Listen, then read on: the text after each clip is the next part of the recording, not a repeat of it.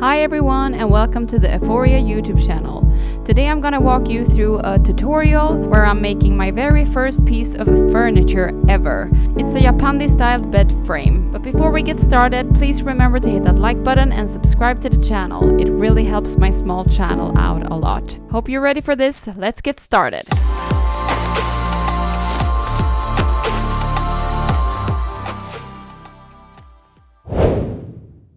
What you're seeing here is my studio. This is where all the creative magic happens. Unfortunately, it usually looks like this after a work week.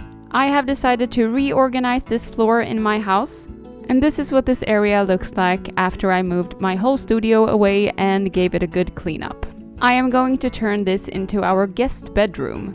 So today I will be making this Japandi styled bed frame. I started off by sketching up a prototype of the bed frame in SketchUp free, and it's a really easy way to know you're getting the measurements right. There's a bunch of tutorials on YouTube for SketchUp free that you can watch in order to figure out how it works. But if you want to create this exact bed frame, then no worries, I've already done the work for you and you can just follow this YouTube video and I will take you through it step by step. I wrote it in the caption, but I'm going to say it here as well. This frame is meant for a mattress that is 180 centimeters by 200 centimeters. Let's start off with the framework for the bed frame. Since I don't usually work with carpentry, I don't have a miter saw at home, but it worked out just fine for me with a regular handsaw. And here's the dimensions I'm using for the framework: 45 by 45 millimeters.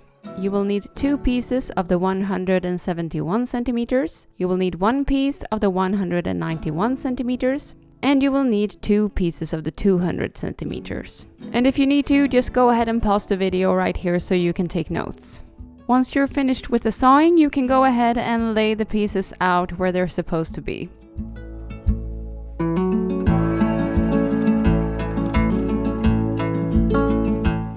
And if you put each part where they're supposed to be, it's supposed to look like this now.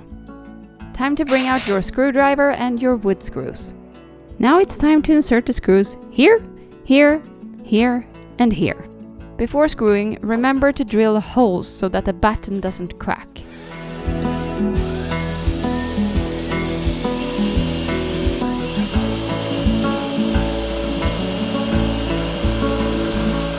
Use 2 or 3 long wooden screws for each corner. And when you're finished with this part, it's supposed to look like this. Next step is doing the same procedure with the middle batten. Bring out your folding rule and make sure you get it in the middle.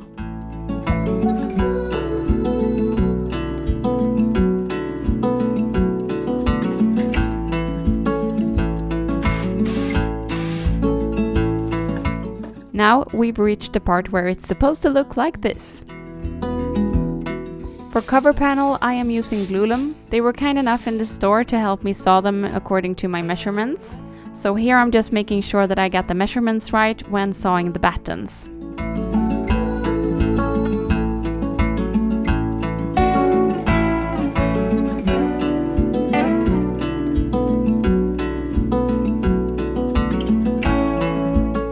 And here are the dimensions and the measurements that I used for the Glulam. You will need 2 pieces of the 180 centimeters and you will need 2 pieces of the 203.6 centimeters.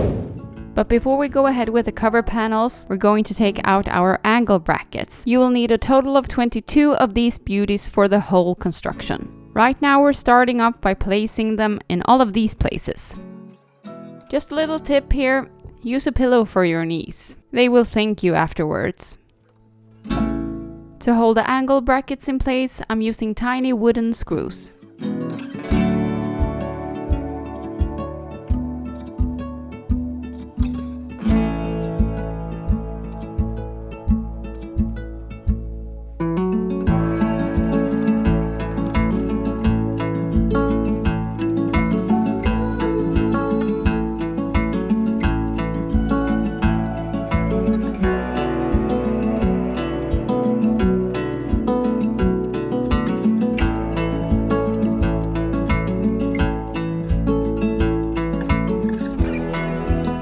Time to attach the legs. You will need 5 equally long pieces, and the dimensions I used for the legs are here. I chose to make mine 20 centimeters long, but you can make them according to your own preferences.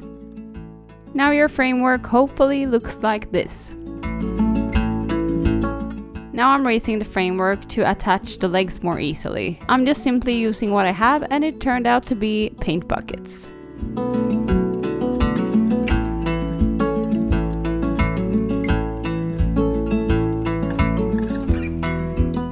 Now I'm sanding the surface of the blocks that I'm going to use for legs. Put them in a row and make sure that they're equally long. If they're not, continue to sand them down until they are. Now we're gonna attach one leg in each corner and also one leg in the middle of the middle batten. We're starting off by drilling so that the batten doesn't crack, and then we're attaching them with really long wooden screws.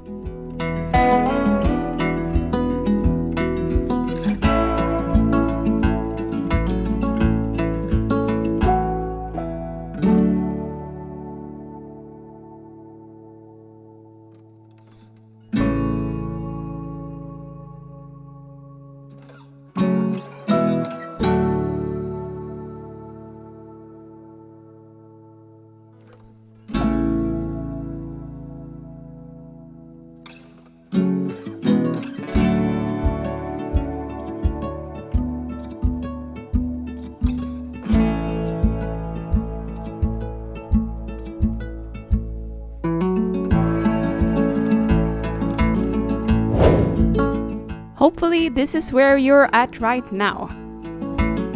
Before proceeding with the next step, make sure to add some furniture pads so you don't scratch your floors.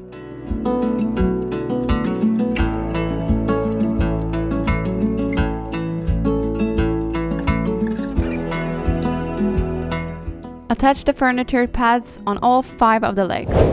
Let's get started with the cover panels. We're attaching them using only angle brackets because I don't want any screws to show. I'm placing them out one by one and making sure that the distance between them are somewhat similar.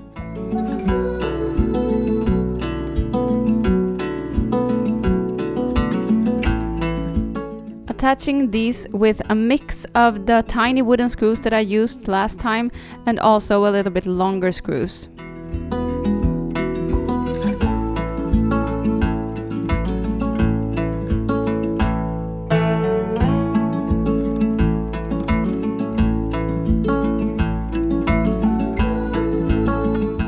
Make sure you keep your measurements in order to get that perfect finish.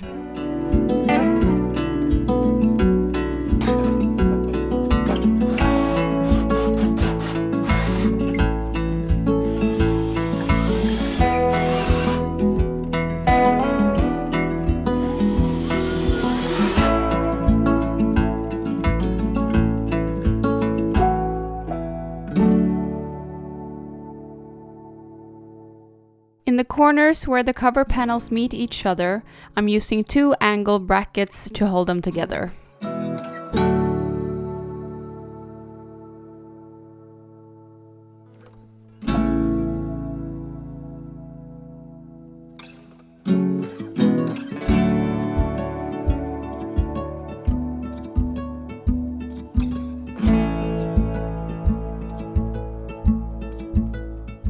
Well, this was my first time, but I can definitely see myself making more furniture in the future. It was a really fun project and it wasn't that hard. I just wanted to show you guys that even though you're total beginners, you can accomplish something like this. I really hope you found this tutorial helpful. Please leave a comment below and let me know if you created any furniture. Well, here it is. Let's decorate a little bit and make it more cozy.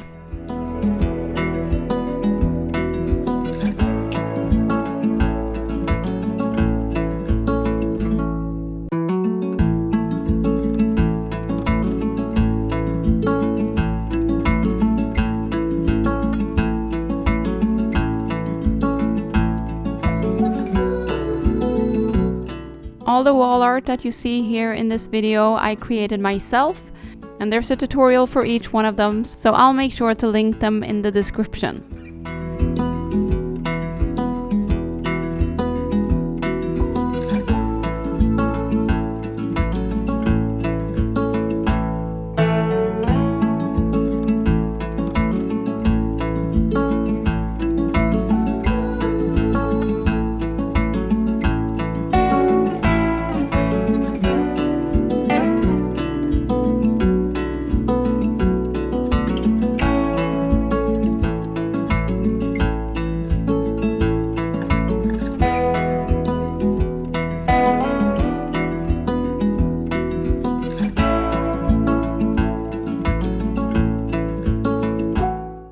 upcoming video, I will create this space right here into a really cozy meditation corner. So make sure you subscribe so you don't miss it. Thank you for watching this video with Eforia. If you think this video was inspirational, please remember to subscribe to the channel and give this video a like. This will help me to be able to create more inspiring videos for you guys. Also make sure to check out my other videos for more DIYs, crafts and inspiration.